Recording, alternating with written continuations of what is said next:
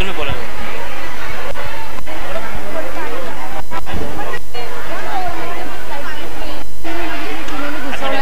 Arrange करून दिलाय.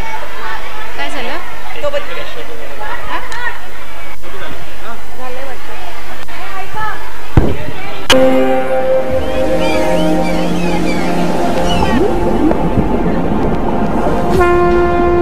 धस जाए ये धरती या चटक जाए आकाश,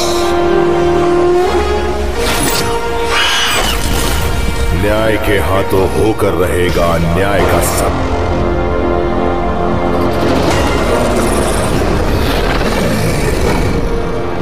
का इतिहास है और इस इतिहास का सबसे यशस्वी पन्ना वो है जिस पर मर्यादा पुरुषोत्तम भगवान श्री राम की कथा अंकित है. ये कथा और श्री राम का यशगान करोड़ों कल्पों में भी पूर्ण नहीं हो सकता. श्री राम की महिमा ये है कि वो शब्द और वाणी से परे हैं, फिर भी सबके शब्दों में उतर आए, सबकी वाणी से बोल पड़े. अपने मन में राम की छवि जिसको जैसी दिखी उसने वैसी राम कथा लिखी. हरि अनंत हरि कथा अनंता, कहहि सुनहि बहु विधि सब संत.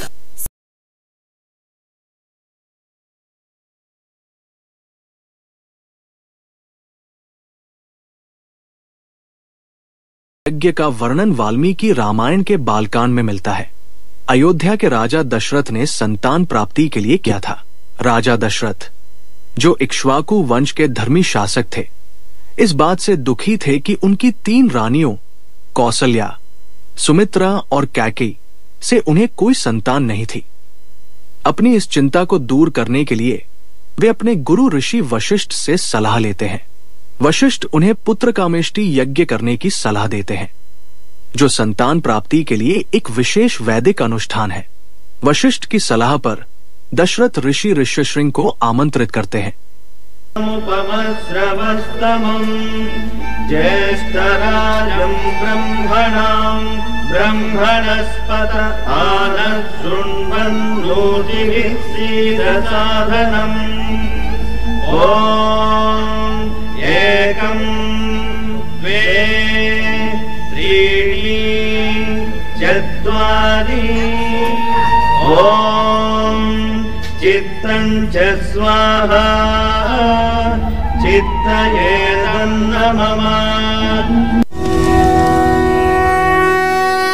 पुत्र कामेष्टि यज्ञ सफल हुआ महाराज दशरथ, और उसका फल ये पवित्र पायस, इसे अपनी पत्नियों में बांट दीजिए. इसके प्रताप से आपको शीघ्र ही पुत्र रत्नों की प्राप्ति होगी.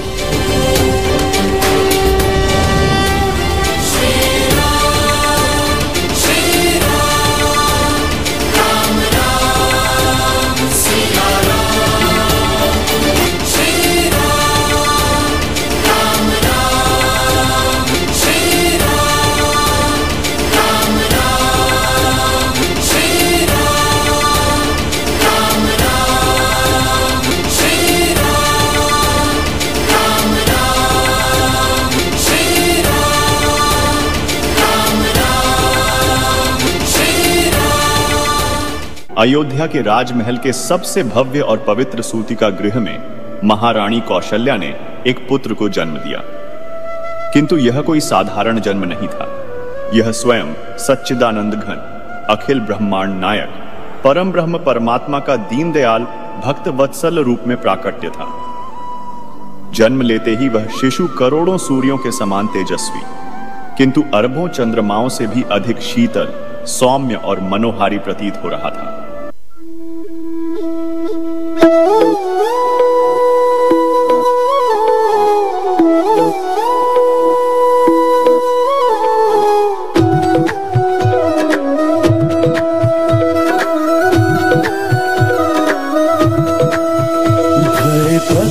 कृपाला दीन दयाला कौशल्या हितकारी, हे सूर्य सनातन भारत भूषण, अद्भुत छवि तुम्हारी, अद्भुत छवि तुम्हारी.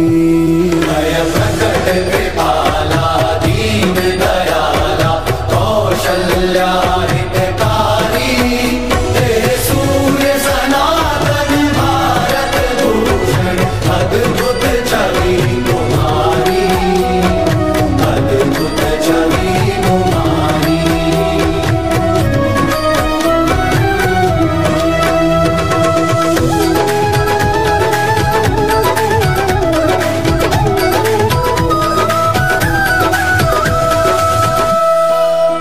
जुग जुग है जागे नैन भागे दर्शन आस लगाए। जुग जुग है जागे नैन भागे दर्शन आस लगाए। श्रीमन नारायण धन्य हुए हम तुम जो धरा पर आए, तुम जो धरा पर आए।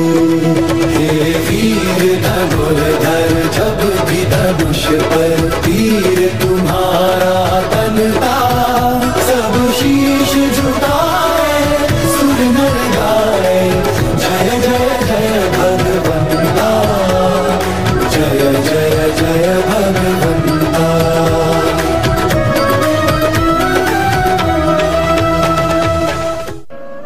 समय अपनी गति से बीतता गया और चारों राजकुमार राम, लक्ष्मण, भरत और शत्रुघ्न अब शैशवावस्था से बाल्यावस्था पार कर किशोरावस्था में प्रवेश कर चुके थे। उनका शरीर सुगठित, तेजस्वी और अत्यंत आकर्षक हो गया था। उनके मुख पर बाल सुलभ चपलता के स्थान पर अब गंभीरता और ज्ञान की आभा झलकने लगी थी। महाराज दशरथ और गुरु वशिष्ठ ने उनके विद्यारंभ संस्कार का उचित समय जानकर उसे भी भव्यतापूर्वक संपन्न कराया। अब राजकुमारों की औपचारिक और गहन शिक्षा दीक्षा का समय था। यद्यपि श्री राम उनकी शिक्षा का संपूर्ण भार स्वाभाविक रूप से कुलगुरु महर्षि वशिष्ठ पर ही था। वशिष्ठ जी का आश्रम यद्यपि नगर के समीप था, तथापि राजकुमारों की सुविधा और राजसी व्यवस्था के अनुसार उनकी शिक्षा का प्रबंध राजमहल के भीतर ही एक विशेष गुरुकुल में किया गया था।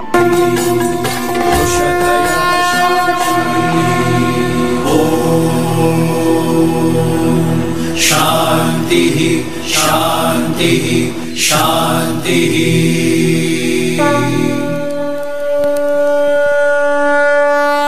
वक्रतुंड महाकाय सूर्यकोटि समप्रभ निर्विघ्नं कुरु मे देव सर्वकार्येषु सर्वदा। श्री गणपते नमः। श्री गणपते नमः।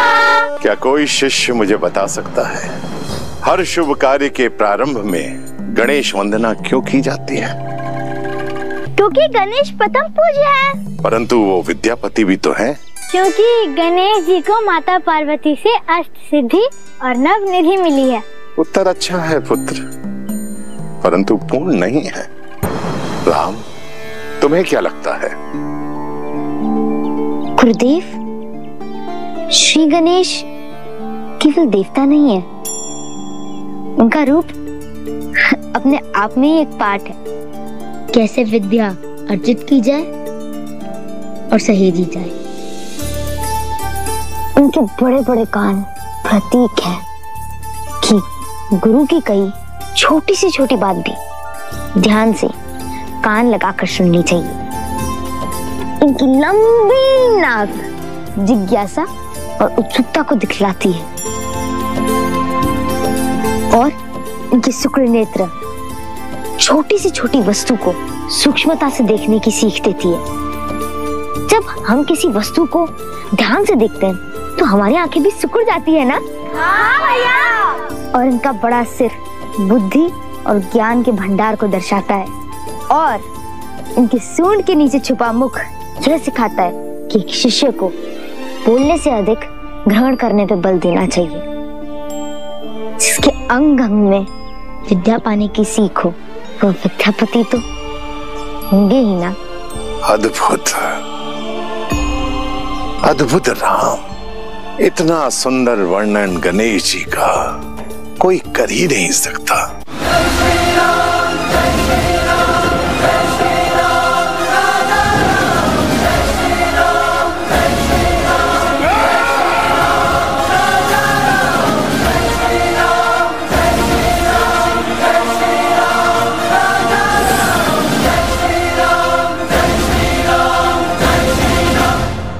मिथिला आगमन, धनुष यज्ञ और सीता स्वयंवर।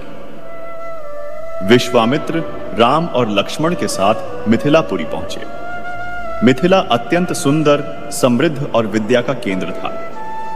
राजा जनक, जो विदेह शरीर के मोह से परे कहलाते थे, स्वयं ब्रह्मज्ञानी थे। उन्होंने महर्षि विश्वामित्र और दोनों राजकुमारों के आगमन का समाचार पाकर स्वयं आगे बढ़कर उनका भव्य स्वागत किया। राजा जनक राम और लक्ष्मण के अलौकिक सौंदर्य, तेज और विनम्रता को देखकर अत्यंत प्रभावित हुए। विश्वामित्र ने राजा जनक को राम और लक्ष्मण का परिचय दिया और उनके द्वारा ताड़का वध, यज्ञ रक्षा और अहल्या उद्धार की घटनाओं का वर्णन किया। यह सुनकर जनक जी और भी प्रसन्न और आश्चर्यचकित हुए। उन्होंने महर्षि और राजकुमारों के ठहरने की उत्तम व्यवस्था करवाई। स्वयंवर सभा का दिन आ गया। मिथिला का विशाल रंगमंडप देश विदेश से आए हजारों राजा महाराजाओं, राजकुमारों, वीरों और दर्शकों से खचाखच भरा हुआ था। रावण, बाणासुर जैसे अभिमानी राजा भी वहां उपस्थित थे। सबसे पहले पधार रहे हैं 12 युद्धों में विजय पाने वाले मार्तंड राज के शूरवीर राजाधिराज राजा मार्तंड कीर्तिदेव।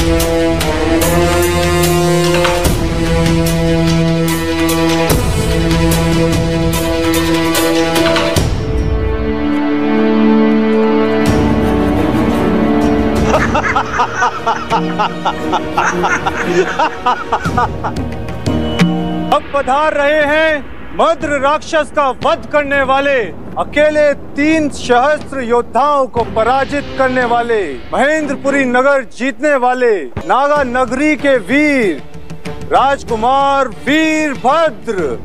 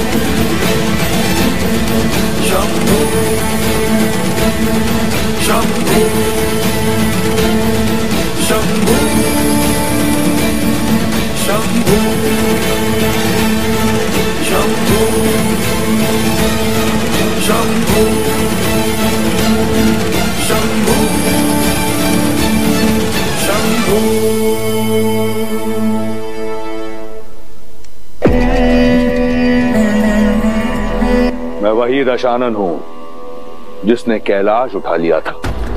इस धनुष को मैं अपने बाएं हाथ की एक उंगली से उठाऊंगा।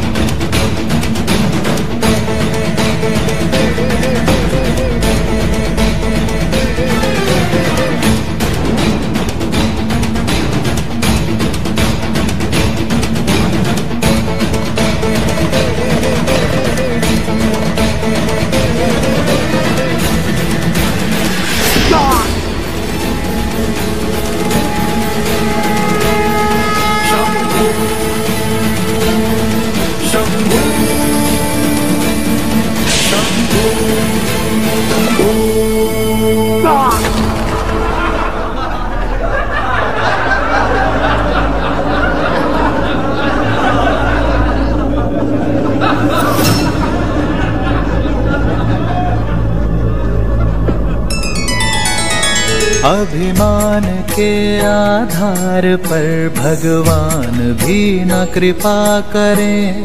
जिसके मन शुद्धि और श्रद्धा उसके संकट शिव हरें।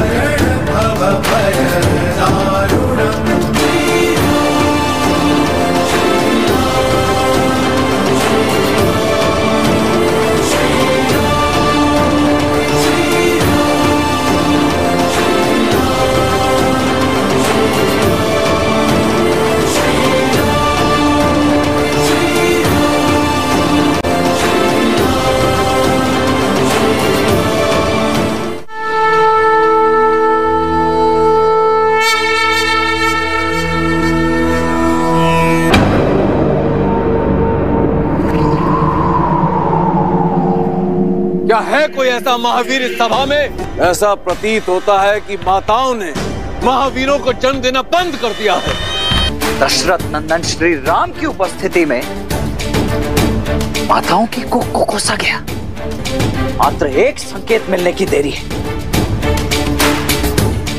और इसी सभा में इसी क्षण अयोध्या के रक्त का शौर्य प्रस्तुत हो जाएगा। महादेव के निर्णय पर आप संदेह करते हो? न तो धरा ही वीरों से रिक्त है और ना ये राजसभा। राम, तो जाओ राम, आदेश है तुम्हारे इस पिता तुल्य गुरु का। मिथिला और मैथिली की मर्यादा को भंग होने से रोको।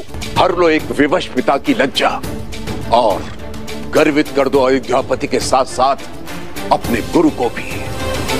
विश्वामित्र समय शुभ जानी, बोले अति स्नेह मैं बानी। उठहु राम भजहु भव चापा, मिटहु तात जनक परितापा।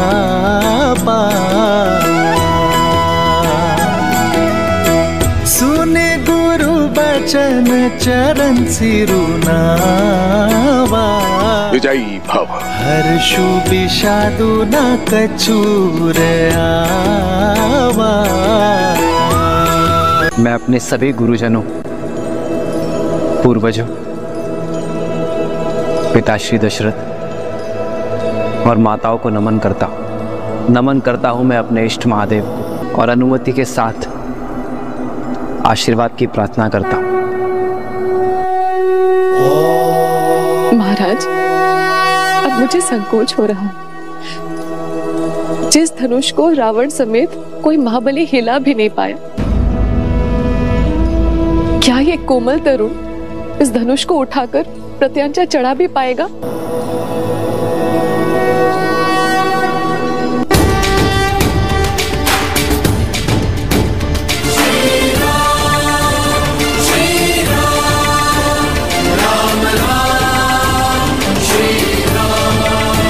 ये महाधनुष बाहुबल से नहीं,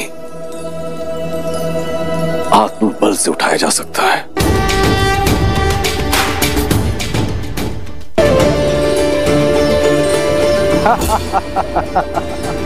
अब महाबलियों के बीच बालक भी प्रतियोगिता में भाग लेने लग गए। अरे हो गई अयोध्या का राजकुमार, दशरथ का पुत्र, पर परिवार से परिचय सिद्ध होता है, पराक्रम नहीं। अरे इसकी कलाइयां तो देखो कितनी कोमल है, कहीं मुड़ ना जाए। और कैसे मान ले इसने ताड़का का वध किया होगा? अरे ये सब भ्रम है।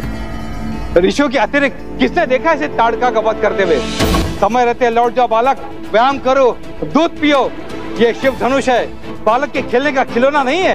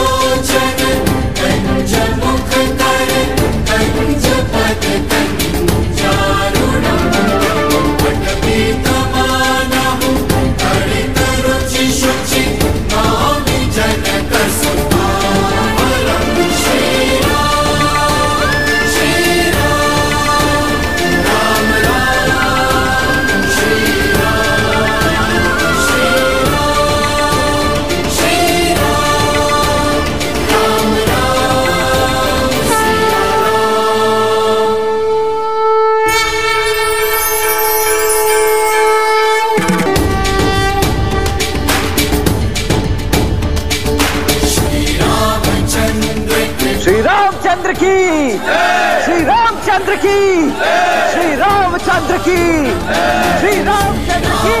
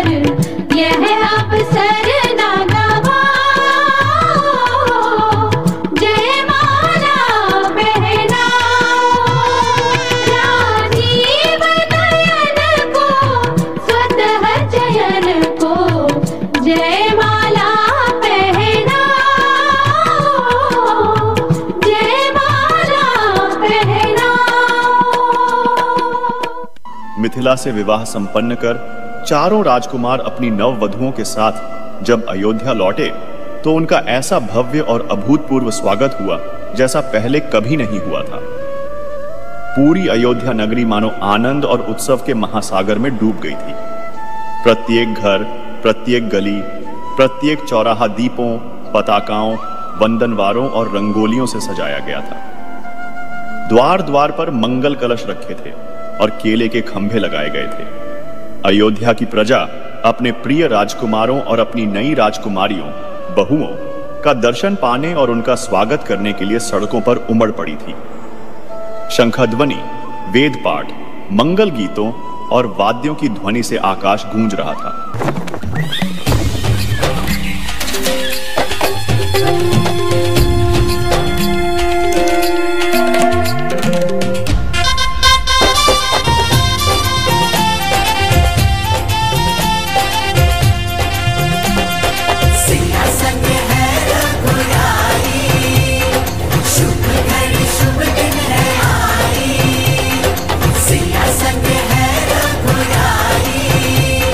Super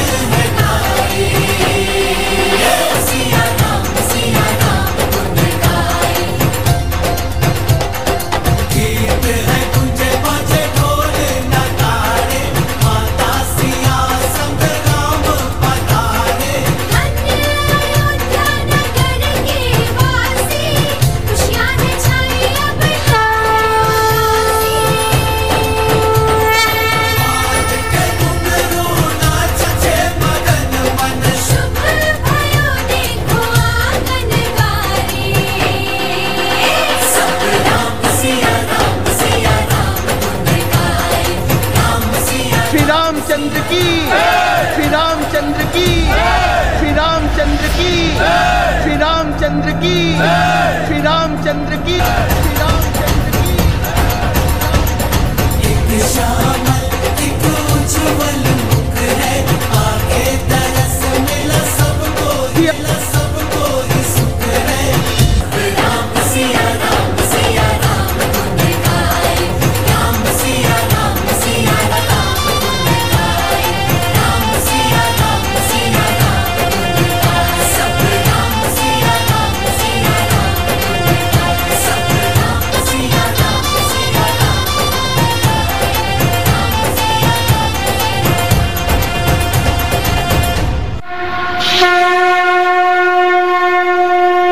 महाराज दशरथ अब काफी वृद्ध हो चले थे। उन्होंने वर्षों तक न्यायपूर्वक शासन किया था और अब वे राजकाज के भार से मुक्त होकर वानप्रस्थ आश्रम में प्रवेश कर भगवत भजन करना चाहते थे। उन्होंने देखा कि उनके ज्येष्ठ पुत्र राम न केवल आयु में सबसे बड़े हैं, बल्कि गुण, शील, ज्ञान, पराक्रम और लोकप्रियता में भी सर्वश्रेष्ठ हैं और प्रजा भी उन्हें ही अपने भावी राजा के रूप में देखना चाहती है। अतः महाराज दशरथ के मन में अपने सर्वगुण संपन्न पुत्र राम को युवराज पद पर अभिषिक्त करने की प्रबल इच्छा जाग उठी।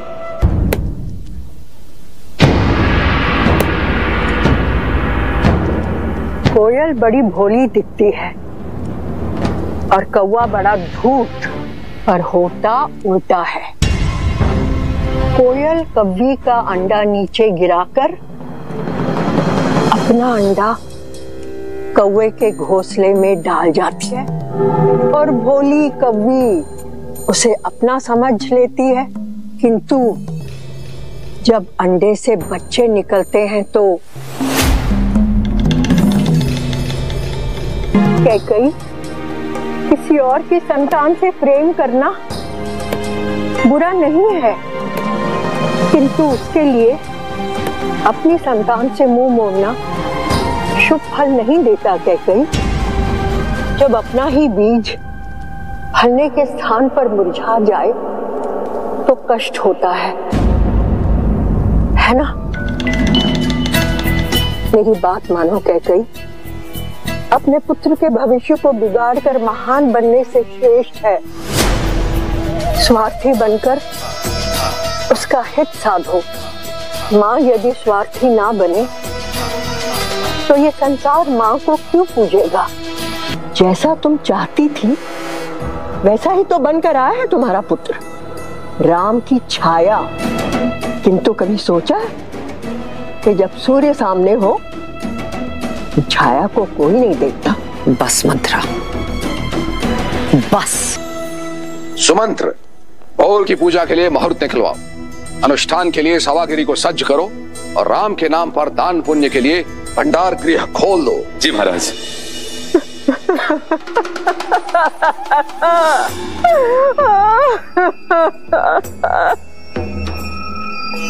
मंत्रा,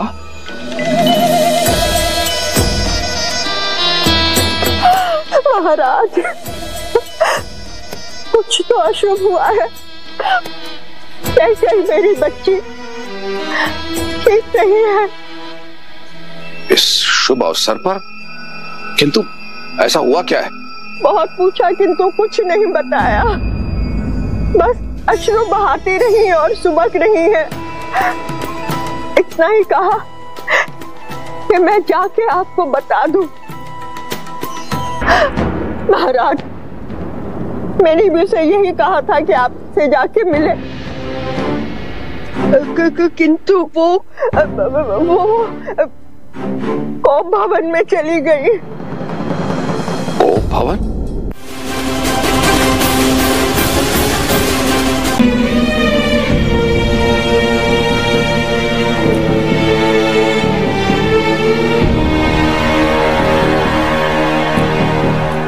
कैकई, बधाई हो महाराज। तो तुम तक सूचना पहुंच गई, फिर यहां इस तरह कोप भवन में क्यों हो? समस्या क्या है कैकई? भरत, जानती हो, जब ये सूचना राम तक पहुंची तो वो भी भरत के यहां होने की बात कर रहा था। हमारा राम भी ना बिल्कुल अपनी माँ की भांति सोचता। मैं भरत की बात कर रही हूँ, मैं भरत की बात कर रही हूँ, मैं भरत की बात कर रही हूँ। राम के गुणगान नहीं सुनने मुझे, राम के गुणगान नहीं सुनने मुझे, गुणगान नहीं सुनने मुझे, गुणगान नहीं सुनने मुझे। तुम्हें हो क्या गया है कैकेयी? सम्रासुर का युद्ध स्मरण है आपको महाराज। अपने प्राणों की रक्षा करने के लिए एक नहीं 2 वर दिए थे आपने मुझे, 2 वर दिए थे आपने मुझे।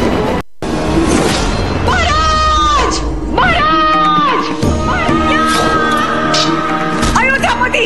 अयोध्या कुछ नहीं होगा आपको, कुछ नहीं होगा आपको। तुमने केवल अपने पति के प्राणों की ही रक्षा नहीं की, रक्षा नहीं की, अयोध्या के महाराज के प्राणों की भी रक्षा की है।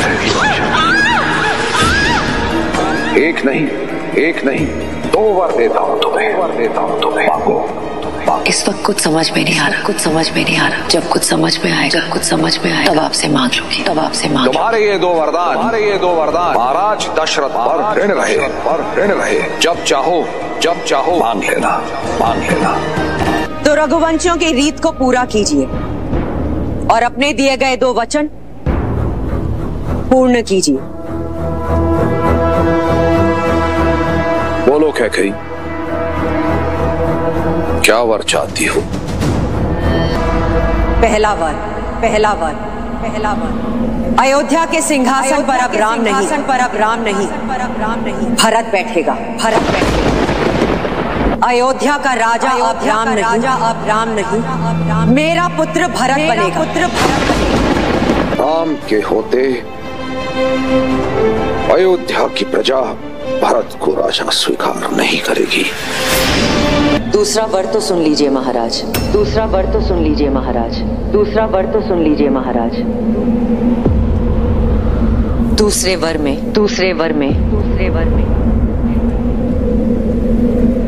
वनवास।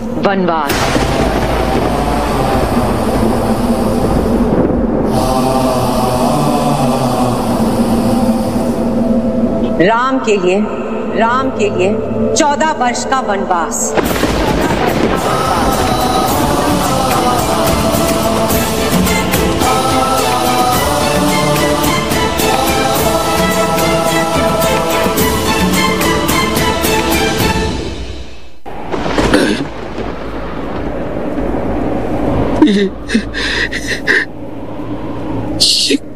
क्या कह दिया तुम कैकेयी?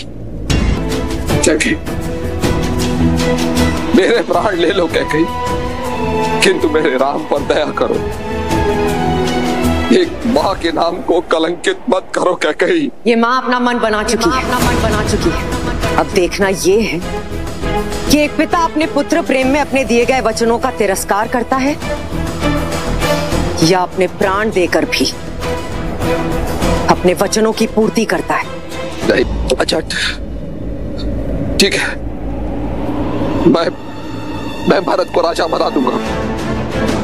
राज सिंहासन भरत को मिलेगा, पूरी प्रजा भरत को राजा मानेगी। राम उसका सेवक बन के रहेगा। किंतु मुझे मेरे राम से दूर मत करो, उसे ऐसा दंड मत दो कैकेयी। उसे यही रहने दो कैकेयी, उसे यही रहने दो।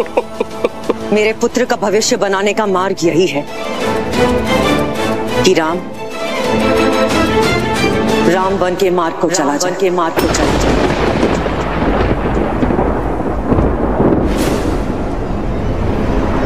अब बोलिए महाराज। एक रघुवंशी अपने वचन का मान रखेगा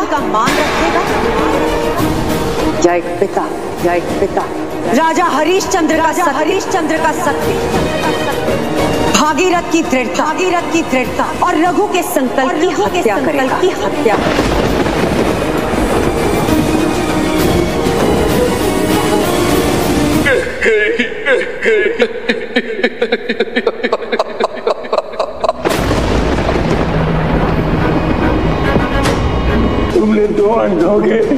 जीवन का सहारा थी ना, सहारा थी। तुम भी अपनी आंखों के तारे से दूर हो जाओगे, अपने धर्म रक्षक पुत्र के वियोग में तरस तरस कर मरोगे तुम। ये बूढ़े दुखी पिता का श्राप है, श्राप है, श्राप है।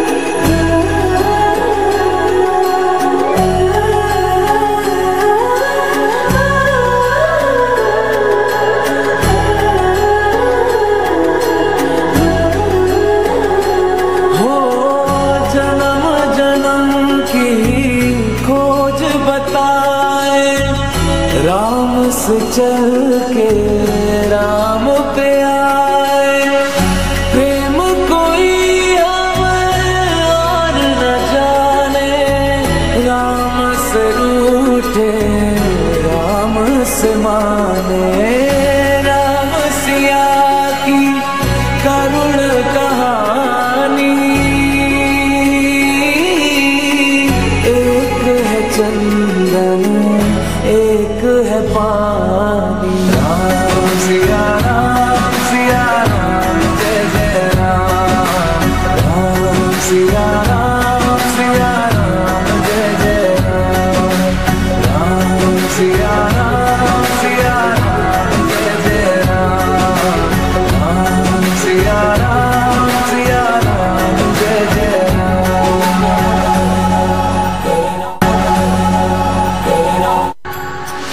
हरि अनंत हरि कथा अनंता, कहहि सुनहि बहु विधि सब संता, राम रतन धन जो कोई पाए, जीवन भर रामायण गाए, मंगल भवन अमंगल हारी,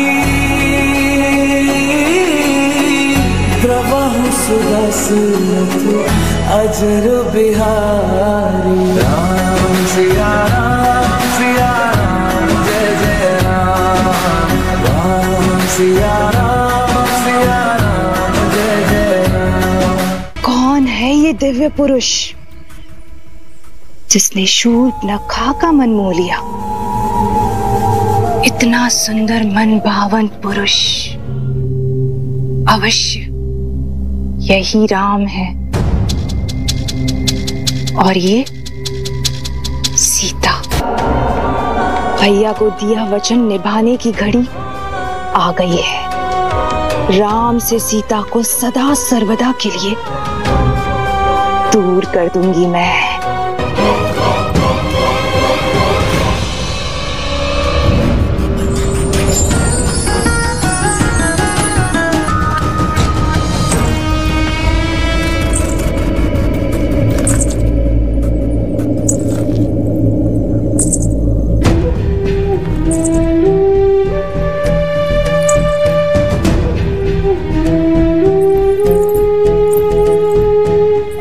लेकिन न जाने कितनी कथाएं सुनी है मैंने राम। तुम्हारा ये यौवन, तुम्हारे मुख पर ये सूर्य सा तेज, और तुम्हारी ये बलिष्ठ भुजाएं और ये निश्चल हंसी, किसी का भी मन मोह सकती है राम। उससे विवाह करके तुम साधारण नहीं रहोगे राम, क्योंकि मैं 10 लोकों के स्वामी लंकापति दशानन रावण की प्रिय बहन शूर्पणखा, और मैं बनूंगी तुम्हारी महारानी। तुम्हारी सीता को मैं अपनी दासी का पद सौंप दूंगी। क्षमा करें देवी, मुझे राजपाट पद प्रतिष्ठा से कोई मोह नहीं है। भैया जल ले आया।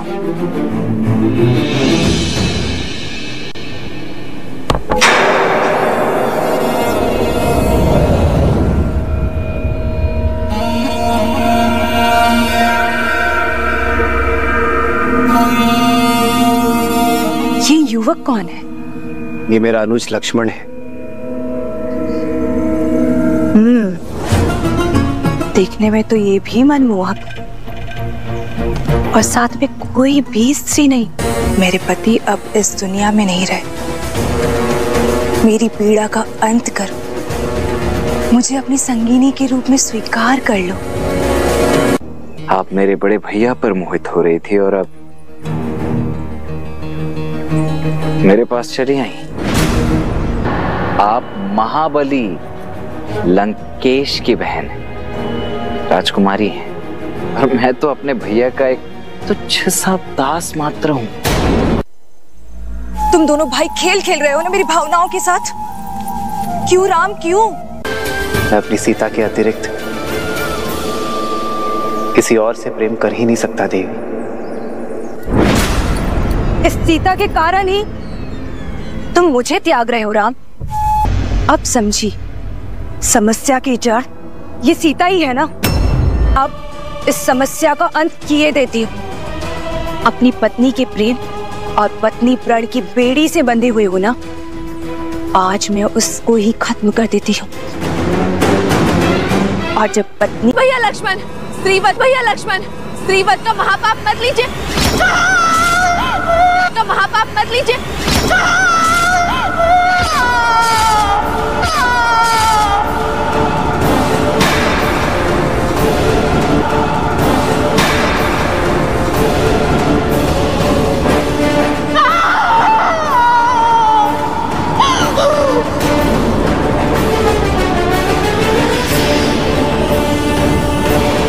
जिस रूप और सौंदर्य के अहंकार में चूर होकर इतने बड़े पाप का दुस्साहस करने जा रही थी, वही अब तुम्हारे जीवन भर का अभिशाप बनेगा।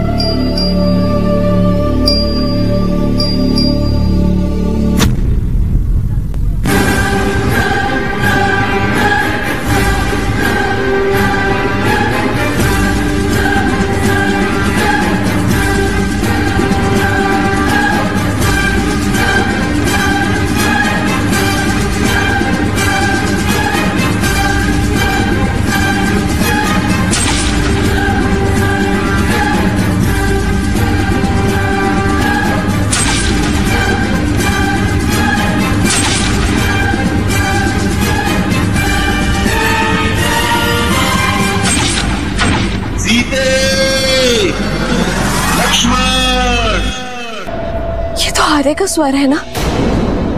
लक्ष्मण भैया, आर्य आपको पुकार रहे हैं। वो अवश्य किसी संकट में है। नहीं भाभी माँ, इस संसार में ऐसा कोई संकट अब तक जन्मा ही नहीं है जिसका तारण करने के लिए भैया को किसी की सहायता की आवश्यकता पड़े। सीते! दे सहायता करो।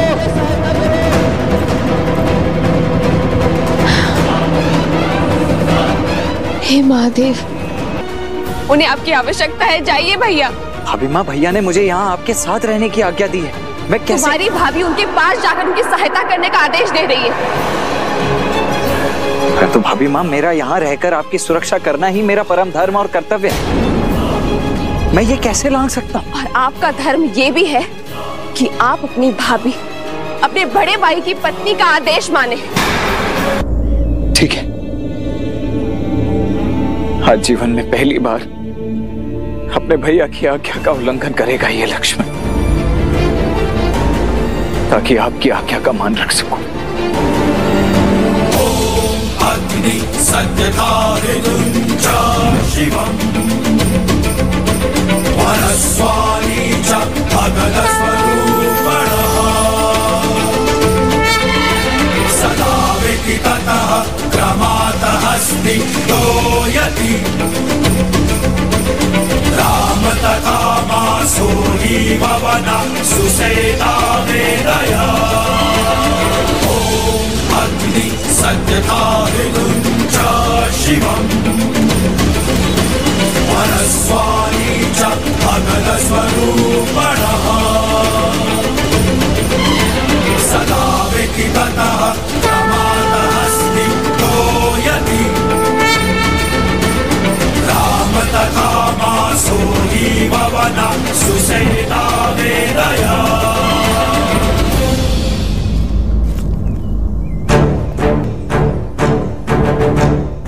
एक आज्ञा मैंने आपकी मानी, अब कृपा करके एक विनती आप भी मेरी स्वीकार कर लीजिए भाभी माँ। इस लक्ष्मण की अनुपस्थिति में ये लक्ष्मण रेखा आपकी सुरक्षा करेगी भाभी माँ। ये कोई साधारण रेखा नहीं है भाभी माँ। भैया के प्रति मेरी निष्ठा, आपके प्रति मेरा सम्मान और मेरे जीवन भर के तप का बल है ये।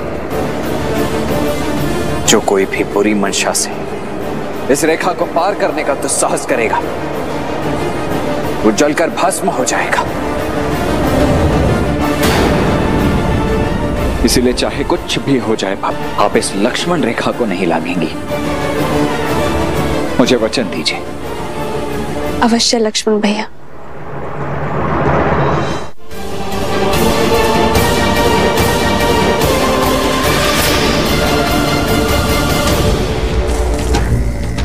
यस्य देवस्य तन्नर्वाः पिशाचमटकपुरकाः भिक्षाम देहि।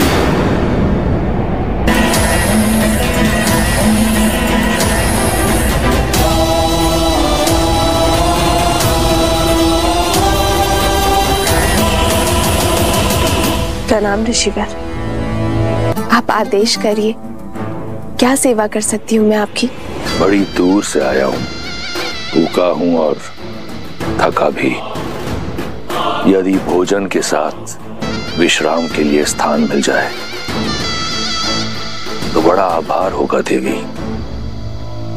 अवश्य, आप यहीं रुकिए, मैं भोजन लेकर आती हूँ।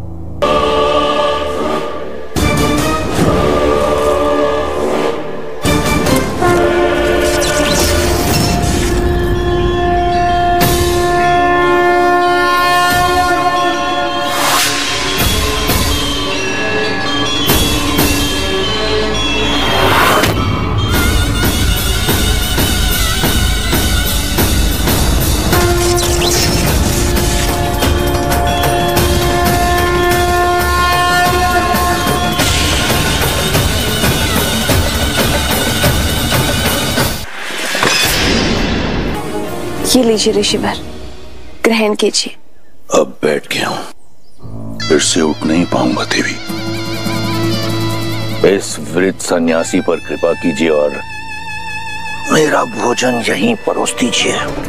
क्षमा चाहती हूँ ऋषिवर, पर मैं वचन की डोर से बंधी हूँ, ये रेखा नहीं लांघ सकती। आप स्वयं आकर ये भिक्षा ग्रहण कर लीजिए। मैं बाहर नहीं आ सकती ऋषिवर, कृपया करके ये भिक्षा ले लीजिए। अयोध्या की कुलवधुएं वृद्ध सन्यासियों से ऐसा व्यवहार करती, घोर कलंक आप मुझे कुटिया में निमंत्रण नहीं दे सकती और भिक्षा देने यहां स्वयं आ नहीं सकती, तो देवी ये भिक्षा मुझे स्वीकार नहीं। अब मैं ये भिक्षा ग्रहण नहीं कर सकता। रुकिए ऋषिवर।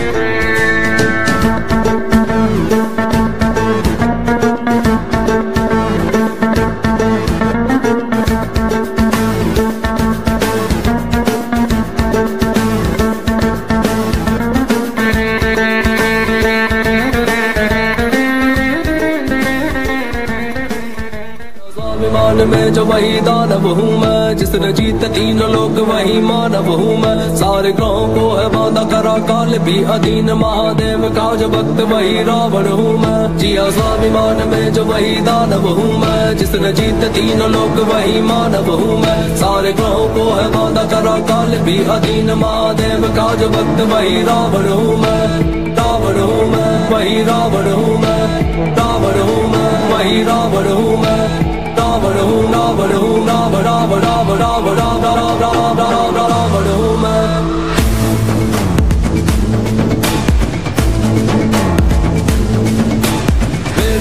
ज्ञान मुझ में भक्त महादेव का, सामने न टिकता मेरे स्वर्ग का कोई देवता। मैं ही सर्वश्रेष्ठ और मैं ही परम ज्ञानी हूँ, इतनी योग्यता है तभी थोड़ा अभिमानी हूँ। मैं काल का स्वरूप है विराट मेरा रूप, महादेव ने दिया है चंद्रहास मेरे हाथ में। नाम का प्रकोप तीनों लोक में है, ऐसा मेरे नाम से है तीनों लोग थर थर कांपते। पुत्र कह किसी का जो भी सीखा कुछ से सीखा है पसंद मुझे, जो विश्व में वो सारा मैंने जीता। नानी नाना के समक्ष मेरा बाल्यकाल बीता, जहाँ तंत्र मंत्र माया का प्रयोग मैंने सीखा।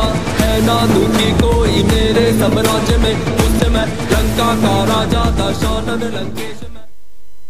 पंचवटी में जब लक्ष्मण अपने भैया राम के पास पहुंचे और उन्हें सकुशल पाया, तो वे समझ गए कि वह करुण पुकार मारीच की मायावी चाल थी। दोनों भाइयों के मन में सीता के प्रति अनिष्ट की आशंका उत्पन्न हुई। वे तुरंत तेजी से अपनी पर्णकुटी की ओर भागे। वहां पहुंचकर कुटिया को सूना पाया और सीता को कहीं न देखकर श्री राम का हृदय दुख, भय और आशंका से फट पड़ा। वे सुध-बुध खोकर पागलों की तरह विलाप करने लगे। हाँ सीते, हे प्रिय, तुम कहां चली गई? किसने तुम्हारा अपहरण कर लिया? हे लक्ष्मण, देखो, सीता के बिना यह कुटिया और यह पंचवटी कैसी सूनी और भयानक लग रही है। वे वन में इधर उधर दौड़ते हुए पेड़ों, लताओं, पर्वतों, नदियों, पशु पक्षियों सभी से रो रो कर सीता का पता पूछने लगे।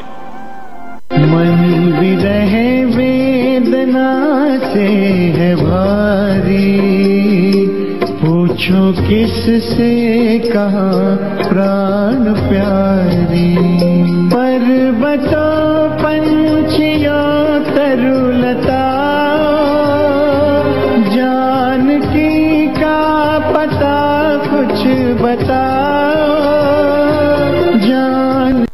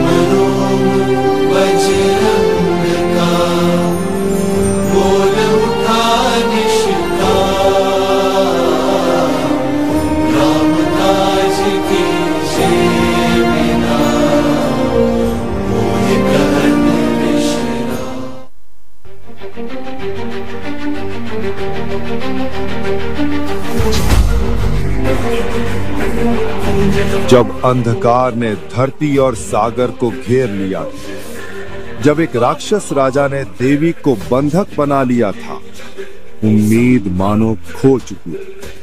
तभी पर्वत गोद से प्रकट हुए एक महाबली भक्त पवन पुत्र हनुमान, असीम शक्ति और अटूट भक्ति का अद्वितीय संगम। हर सांस में राम का नाम, हर छलांग में आस्था का बल।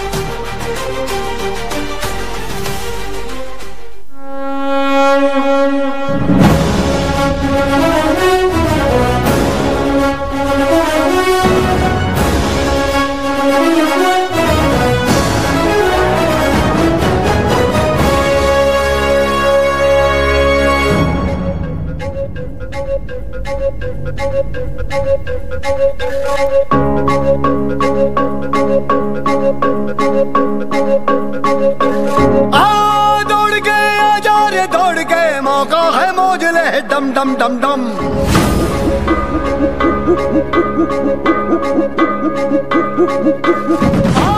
दौड़ के आजा रे दौड़ के मौका है मौज ले डम डम डम डम। बोली जरा धड़दम की थाप ले आए हैं बाबले डम डम डम डम।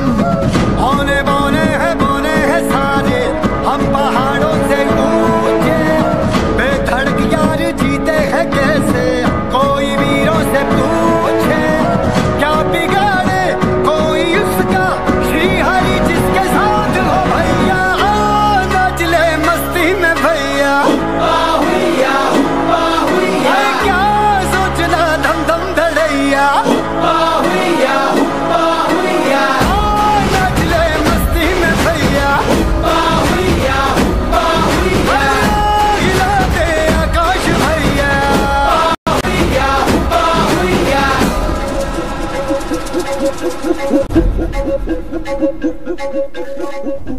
सीता माता रावण के बंदी गृह में बैठी थीं, दुखी उदास श्री राम का नाम जप रही थीं। उसी समय वृक्ष से उतरकर हनुमान जी ने उनके चरणों में सिर झुका दिया। माता को प्रणाम कर बोले, माता मैं श्री राम का दूत हूं, प्रभु ने आपके लिए यह अंगूठी भेजी है। राम की मुद्रिका पाकर सीता जी की आंखों से अश्रु बह निकले। उन्होंने अंगूठी को हृदय से लगाया और बोली, हनुमान प्रभु को मेरा संदेश देना कहना कि सीता अब और देर सहन नहीं कर पाएगी। फिर उन्होंने अपने सिर की चूड़ामणि निकालकर हनुमान को दी। इसे श्री राम को देना, प्रमाण रहेगा कि मैं सीता ही हूं। हनुमान जी ने चूड़ामणि को लेकर प्रणाम किया और आश्वासन दिया, माता, शीघ्र ही प्रभु आकर आपका उद्धार करेंगे।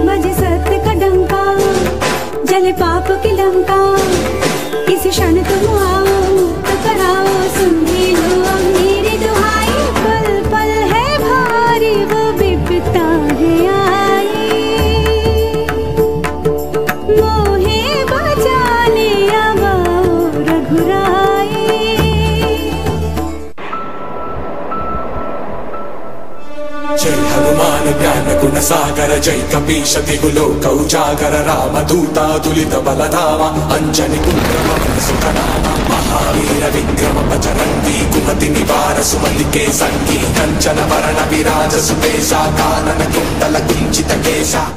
हनुमान जैसे महाबली वानर विशाल शिलाएं ला रहे थे। देखते ही देखते वानरों के अद्भुत उत्साह और परिश्रम से केवल 5 दिनों के भीतर दक्षिण भारत के रामेश्वरम तट से लेकर लंका तक 100 योजन लंबा और 10 योजन चौड़ा एक विशाल और सुदृढ़ सेतु समुद्र पर बनकर तैयार हो गया। यह विश्व के इतिहास का एक अद्भुत और अद्वितीय इंजीनियरिंग चमत्कार था, जिसे आज भी राम सेतु या नल सेतु के नाम से जाना जाता है।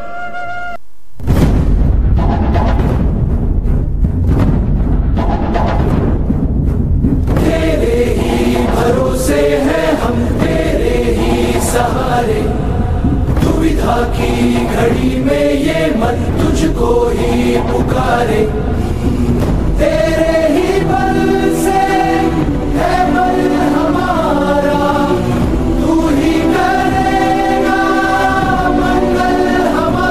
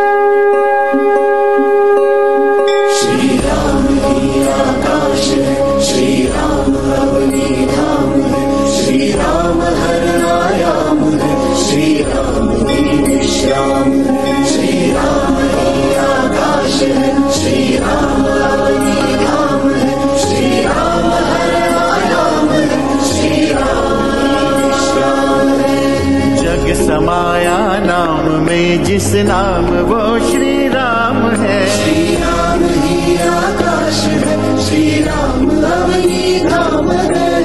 जग समाया नाम में जिस नाम वो श्री राम है।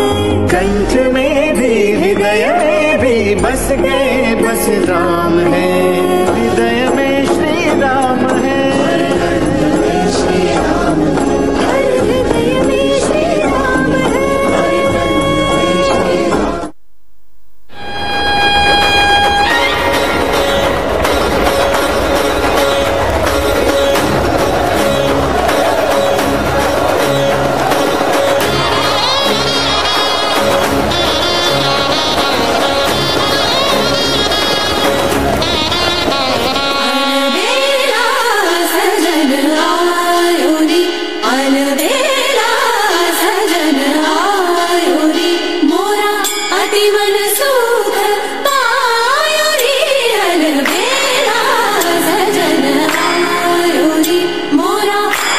मन सो